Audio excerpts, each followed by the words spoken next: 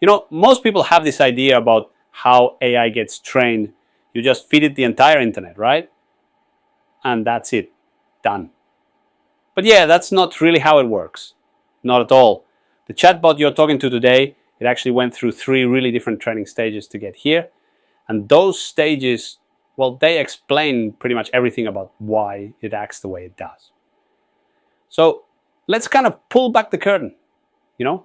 Let's walk through the real story of how these things are actually built, step by step. Because honestly, once you get this 3-stage journey, how it goes from just a raw text predictor to a helpful assistant, a lot of the weird, impressive, and yeah, sometimes frustrating things about AI are going to start to make a whole lot more sense. Okay, so it all kicks off with stage 1. This is called pre-training. And this is the part where the model, well, it reads the internet. And I mean that literally. We're talking books, websites, forums, all the code, scientific papers, just trillions and trillions of words being fed. And as it's wading through this just massive library of text, the model is playing one simple game over and over and over again. Guess the next word. That's it. It gets a piece of a sentence. It takes a guess at what comes next, checks if it was right against the real text, and then it adjusts its internal settings just a tiny bit. And then it does it again. We're talking billions, maybe even trillions of times. Now, the really crucial part here, there's no human sitting there telling it, yep, that's right, or nope, you got it wrong. The text itself is the answer key. So the model is basically supervising its own learning, which is exactly why this whole thing is called self-supervised learning. And after months of this, the model isn't just memorizing stuff. It's picking up on these incredibly deep patterns. It learns grammar. It figures out that, Paris is usually pretty close to France in a sentence. And it even learns all the subtle ways that we humans argue and apologize and tell jokes online. And this is a huge but. What you have at the end of pre-training, it's not a chatbot. Not yet. It's just a really powerful text predictor.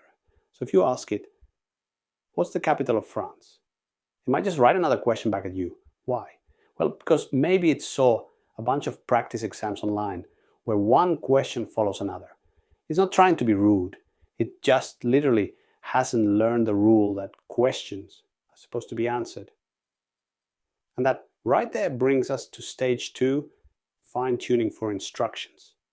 This is where the model finally learns how to be a helpful assistant. So now humans finally step in. Trainers create thousands and thousands of example conversations. They write a prompt, and then they write a really good answer to go with it. The model just reads all these examples and starts to copy the format. It's basically learning the social contract of a conversation, right? When someone asks a question, you answer it.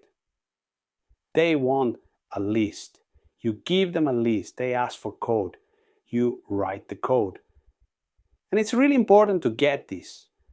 The model isn't learning new stuff here.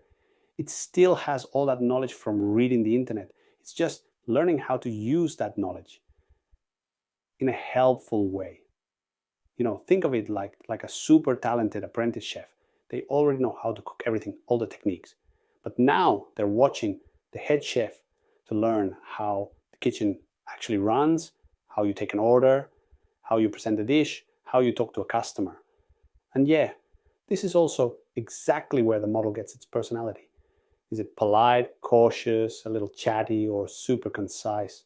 Whatever tone those human written examples have. That's the tone the model is going to start to copy. But we're not done yet. There's a third stage, and honestly, this is the one that makes modern AI feel so advanced. It's called reinforcement learning from human feedback. You'll see it as RLHF. Okay, so here's how the loop works. First, the main AI spits out a few different answers to the same prompt. Then a team of actual humans reads them all and ranks them from best to worst. Now this is where it gets really clever. All of that ranking data, it's used to train. And what we get is a second totally separate, smaller AI. Think of it like a judge model. And its only job is to learn to think like the human rankers. Once that judge is good to go, The main model can just generate answers. The judge scores them instantly. And the main model learns, hey, do more of the stuff that gets high scores. It's basically how you take human preference and scale it up. And this is just, it's absolutely crucial because this is where the model learns all the subtle stuff. You could never just write down in a rulebook. What does a helpful tone actually sound like? Where's the line between being direct and being rude?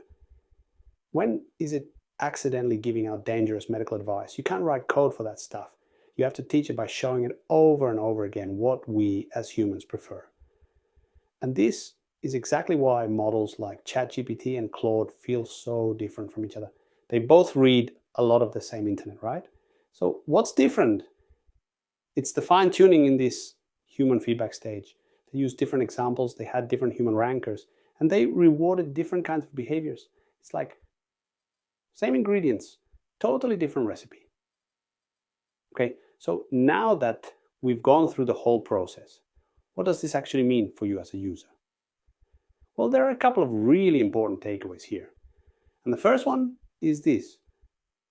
At some point, the training just stops. Yeah, at a certain point, the company just freezes the model. No more new data gets in. So the model's entire knowledge of the world is locked to whatever it saw before that specific date. We call that the training cutoff. So if you ask an AI about something that happened last week, you might get a really confident but totally wrong answer. And it's not because it's lying to you. It's because in its world, that event literally hasn't happened yet. It's just trying to piece together an answer from the old patterns it knows. And this brings me to a couple of big myths that we really need to bust. First up, this idea that the AI is basically just a giant searchable database. Yeah, that's not it. There's no internal file cabinet it's digging through to find an answer. The model is reconstructing answers from scratch based on all the patterns it learned. It's not retrieving some document it read.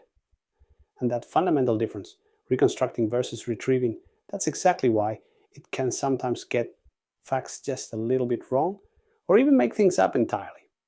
Okay, myth number 2, the idea that the AI is learning from your specific conversation. That one's also false. Once a model is out in the world, its internal settings, those billions of little knobs we called weights, they're frozen solid. Remember way back in stage 1 when it was adjusting its internal logic? Well, these are those settings. And now they're locked down. So your chat is just reading those settings to figure out what to say next. It's not changing them one bit. The second you close that chat window, poof, the memory of that conversation is gone. The next time you open it, you're starting completely fresh. So the next time you're talking to an AI, just remember the crazy journey it took to get there. From a simple text predictor to a fine-tuned assistant that was literally shaped by human preferences. And it really makes you wonder, right? As these training recipes are being used, as these training recipes get more and more advanced, what kind of new behaviors or even new personalities are we going to see next?